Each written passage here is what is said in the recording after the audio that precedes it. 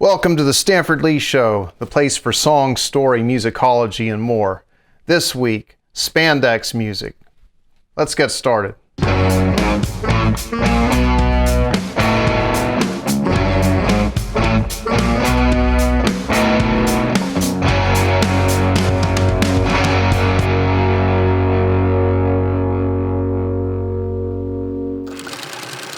You think I've been messing around? Come on, let's see what I've been doing this week. Let's go. So this is, it's Spandex, whatever. Spandex, whatever, Us Against the Universe. So yeah, and this is kind of like the main riff and the chorus.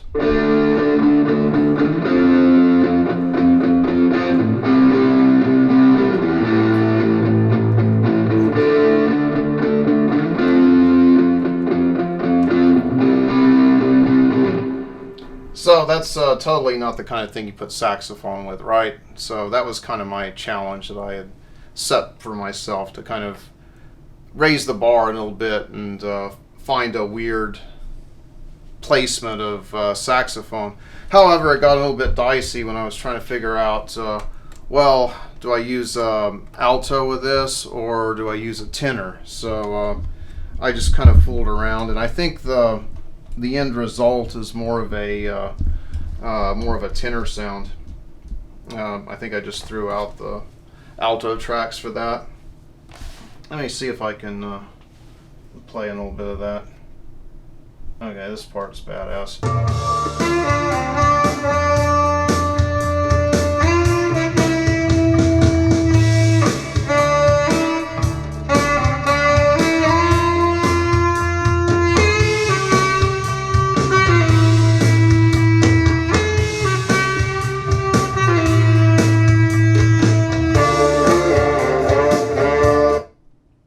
So yeah, pretty swanky. Do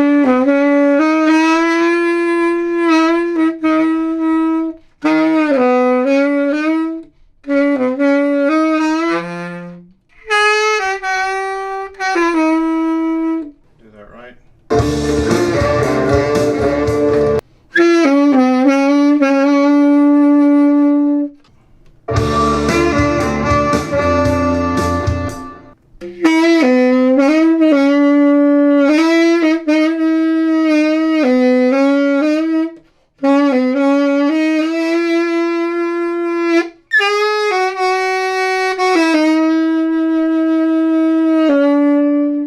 Yeah, like the creative process works. Sometimes there's the unexpected, or trying to juxtaposition things together that are just really weird. You know, kind of Legoing things together that are interesting, but maybe in different colors and shapes. So I came up with this really ornery metal lick, if you will. Just really like the guitar lick. It's just, for me, it's just stupid cool.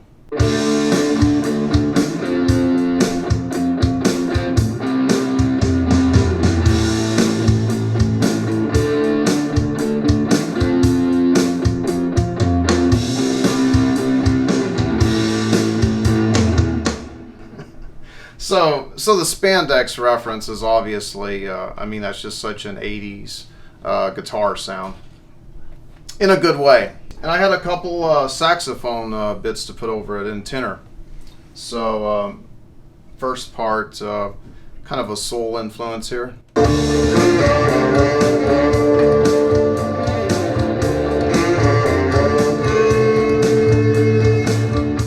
Okay, so that's what got me inspired. A little bit of ingenuity with the bigger saxophone. I got like a a little classic little guitar stand. Like, who the heck uses those anymore?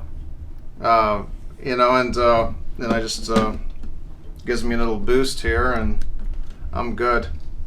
I find that with this sax, I can play not only the tenor parts and some of the alto.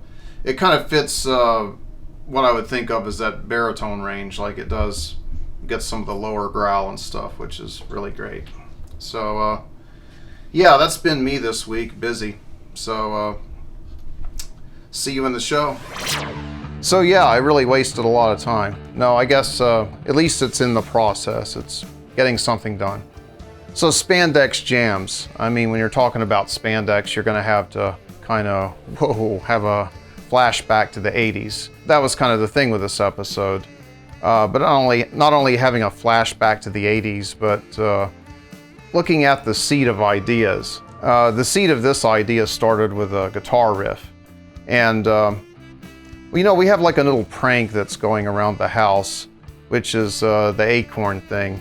So I find these little acorns like in parking lots and on the street and stuff, and it's become like a gag around our house to, like I'll just take one and, slip it in the mattress, or, it ends up in the purse, or it's like, ow, what am I sitting on? One of those kind of things, and it's really just saying, hey, I noticed you. It's just kind of flirting with my wife, I guess. I know it sounds really dumb. I did get to thinking about the metaphor of it. It's like from the seed grows the mighty oak tree. It's like that. Sometimes the seed of ideas are these bizarre seeds, that you don't know what's going to come out of it, but something strange is going to grow out of it. So that's the way this instrumental has been. I did have like a few months just kind of roll by. Just I don't know where they went. I had somebody working the boards while I was recording this thing, and it was going really good. And you know what? I probably threw most of it away. I mean, it was just like by the time I got through recording this week, I don't think there was much left. Like it just, bye-bye. But what I did have, it did teach me something about music. What I did have was the melody, like that remained. The initial riff on the guitar that inspired the thing, that remained.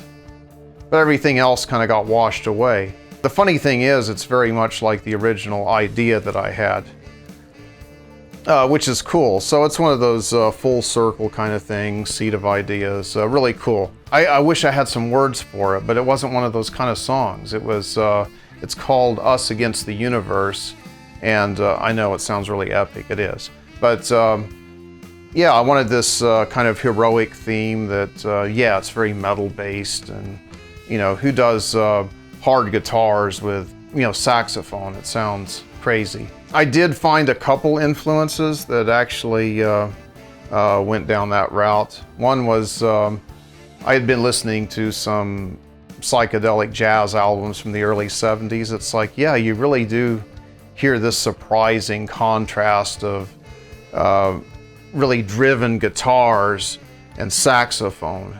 It's really an epic sound.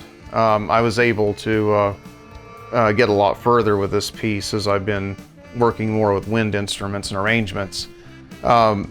Also, what's called Zamrock. Yeah, there's some really cool albums from Zambia. I'm not kidding. I mean, it's just like really original stuff. I like Dark Sunrise, if you get a chance to hear that song.